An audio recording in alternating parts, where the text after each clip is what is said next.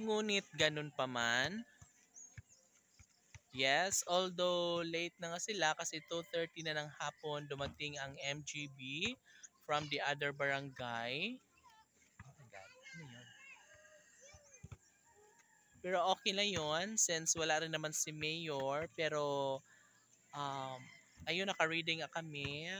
Naka-skirting pa yung tables namin, no, para kay Mayor. Eme.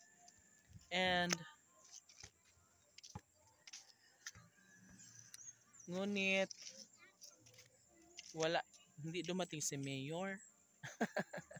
So yung mga ano lang, yung mga taga ano lang, MGB Tacloban, and then yung mga taga City Hall, yes, nang bye-bye.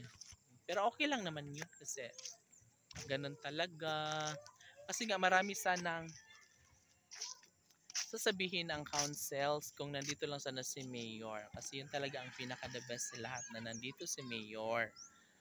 Oo, kasi maraming itatanong sana patungkol dito sa aming tinitirhan ko, patungkol din sa mga projects dito sa aming barangay, no. Ngunit sagdi lang kay one day pupunta rin naman kami ulit sa opisina ng mayor patungkol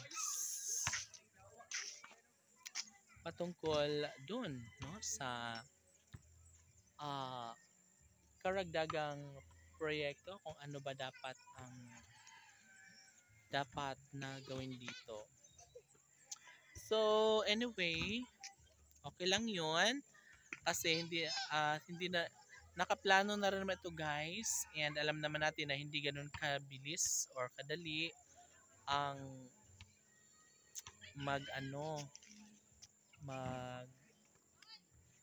sagawa ng mga proyekto dito sa barangay, and we believe na one day ay magiging mahusay rin ito, madedevelop ito, magkaroon na lahat ng mga infrastructure na kailangan para sa aming barangay, para sa mga